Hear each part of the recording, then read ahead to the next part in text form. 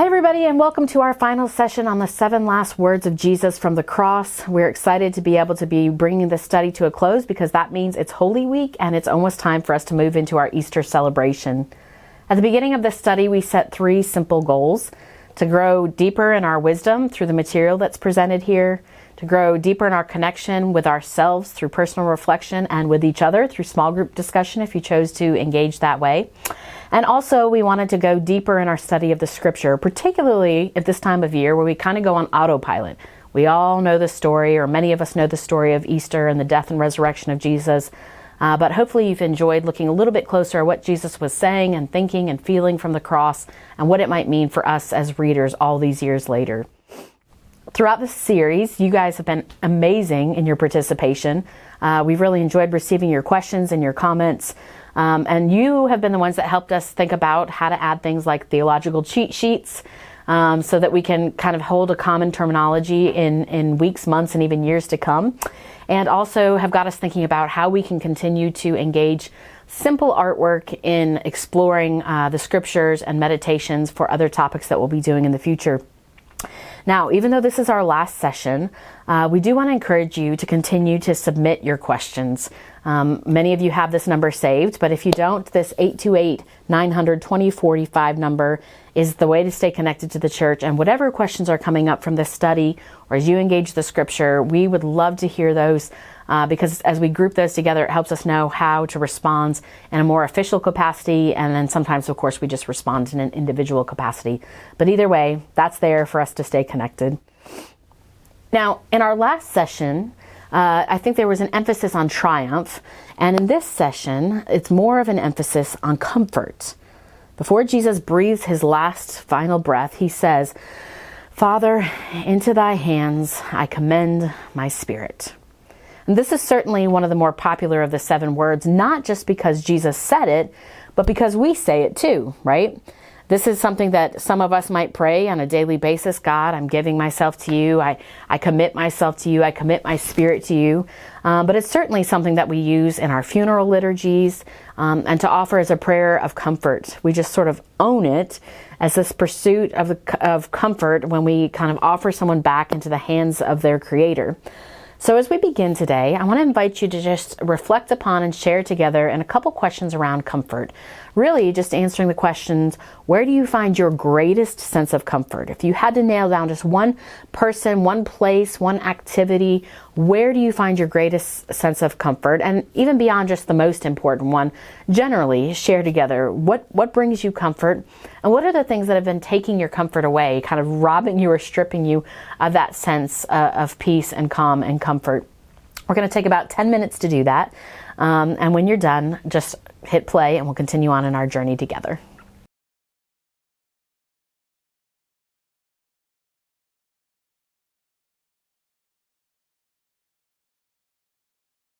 Welcome back. Hopefully you enjoyed sharing with each other about comfort and didn't get too hung up on what it is that's taking your comfort away. But certainly there's something about this last statement that Jesus makes from the cross that offers us comfort. We use it that way more often than not, and Professor Hauerwas, in his meditation, The Cross-Shattered Christ, kind of pushes us to go a little bit further than just comfort. This is what he writes on page 96 of his meditation. He says, "These words can and should comfort, but that these words comfort us should not hide from us that these last words of Jesus before his death also name his willingness to embrace the ice-cold silence of hell." In this way, Hauerwas is moving us once again away from this narcissistic reading of the text, reading of the words of Jesus, and he sets the meaning and the importance within Jesus himself. Perhaps Jesus was comforting himself with these words. Perhaps he was finding comfort in the hands of his Father. But more importantly, this is the moment where Jesus is gesturing to his Father that he's ready to face the inevitable. He's ready to do the final work that only he can do. And this is the work that comes to be known as Holy Saturday. This is what in church history has sometimes been called the harrowing of hell. This is the place where Jesus goes to experience the dark night of death, the place where God becomes inaccessible And he becomes for us all what is contrary, seemingly, to God and God's self. And it's in the space, the darkness of hell, that he goes to rescue all who dwell in isolation from themselves, from one another, and most certainly who are isolated from God. And this is not a day that many of us are familiar with. We don't have as much ritual and pomp and circumstance surrounding Holy Saturday. But I want us to dig in a little bit deeper here and to read a couple passages from the New Testament that serve as a foundation for this idea of the harrowing of hell of Holy Saturday. Take a few moments and split up into your group or take a moment for reflection on the scriptures. Particularly, I would invite you to read from Ephesians chapter 4 and 1 Peter chapter 3. You can find the verses here on the screen. Ephesians 4 verses 7 through 10 and 1 Peter 3 verses 17 through 20. And as you read through each of these sections, go ahead and discover where the author describes Jesus' descent after he dies. Where does he go? And as you look at these different passages, try to take some time to figure out how these two sections are similar and how they differ from one another. And after you've done that, try to wrestle with the question, what is the practical reason that each author discusses this feature of Jesus' death? Like, what difference does it make? Why does it really matter?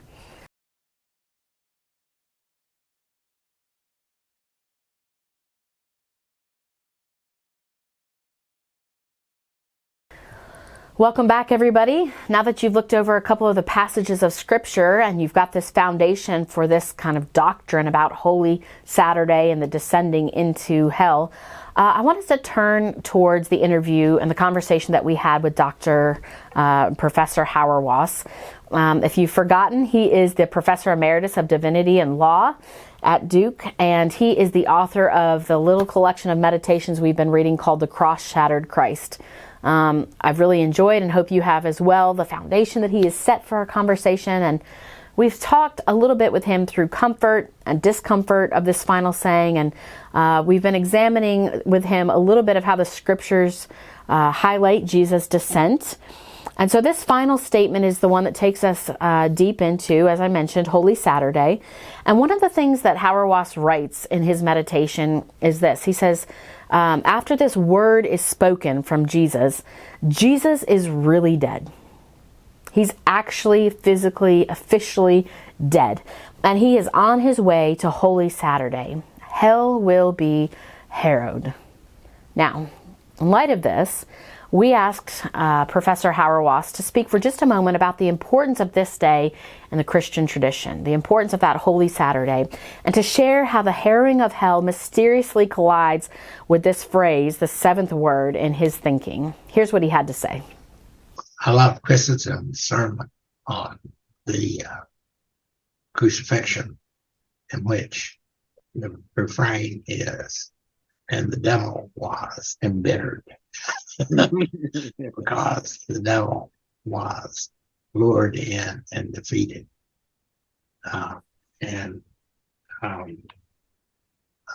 Holy Saturday is the celebration of that defeat. Death doesn't win. Holy Saturday, though, it's a dark day because he's dead. And that has to be acknowledged as central to what it means for him to be raised. The resurrection is not the resuscitation of a corpse. The crucifixion on Holy Saturday is every bit as dramatic as we think, but the victory is real.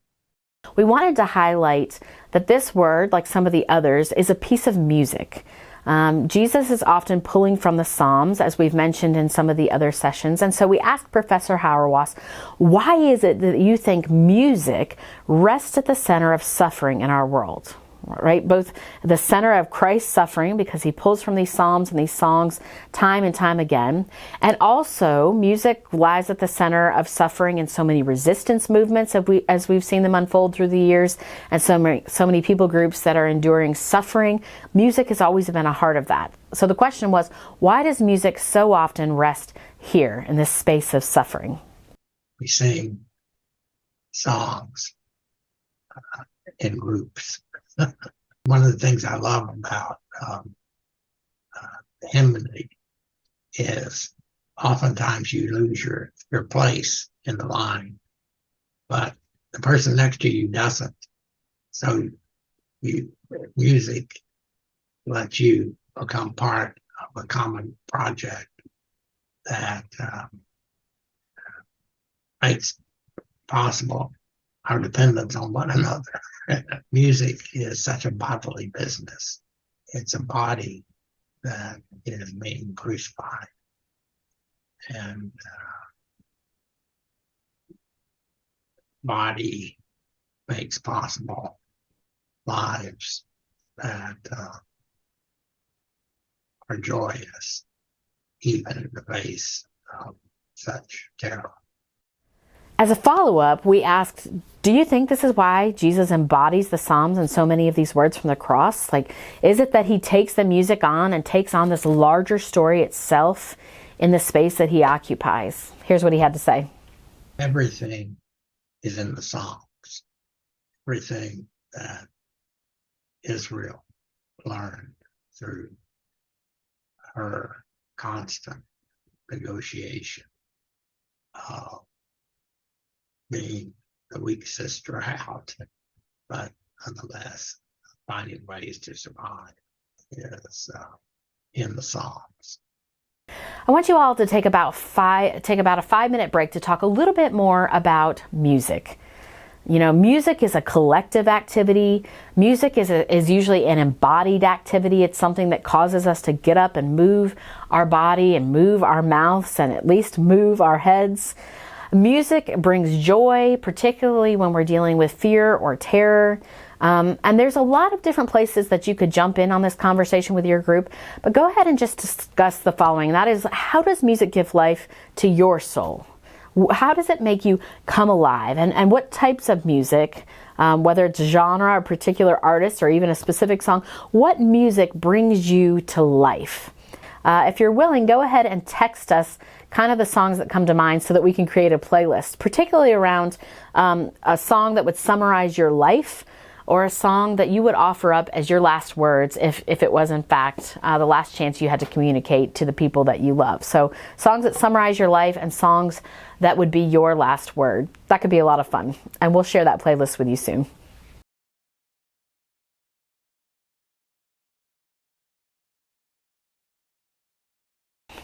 I hope you guys had fun creating a playlist about your life and talking about how music moves your soul. You know, music is one way that people's souls come alive and the way that people engage, but these meditative practices are some of the ways that we spark life in one another as well. And I don't know how it's been for you all as the participants on the other side of this camera, but for us, when we read through the meditations, we were a little bit surprised that they were written back in 2004. Right? Because it seems like each one of these meditations is so needed in 2024. And so as we were telling him we were going to wrap up this entire series, we wanted to ask him how the mystery of these words that he wrote in 2004 continue to unfold in his life and in the world in a sense of deeper mystery today. I'd like to think it is doing theology without apology. This is a way of explicating how the language of the faith works to shape us in a way that gives us ways to go on in a world that's increasingly crazy. I would like to hope that it is still a document that is useful for Christians to read. Thank you all so much for being a part of this work. In the time that's remaining today, we hope that you'll take a few moments and sit with whatever has surfaced through not only this session, but the entirety of this series that we have gone through. It's not too late to send your questions to the number, again, on the screen, so that we can respond in some kind of way that might be helpful and life-giving for you, for your group, and for our entire congregation. But also, take a few moments to share your thoughts and your ideas about how God has used this study to grow and sharpen you, your faith, your life, and your actions going forward. Don't skip out on this. This is kind of your closing practice, is just to answer this question: what are the truths discovered in these final 7 sayings? If you need to go back and read them, go back and read them. If you need somebody in the group to list them, list them. But what are the truths that you've discovered in these 7 sayings that are shaping you for the future? And then I invite you to take a few moments to comfort one another. In the same way that we hear those words, Father, into your hands I commit or commend my spirit, as words of comfort, go ahead and share your struggle, your suffering, your pain, your needs together, and pray for one another that God, that you would entrust your lives to God, and that God would be ever present in each of your circumstances, however simple or complicated those may be.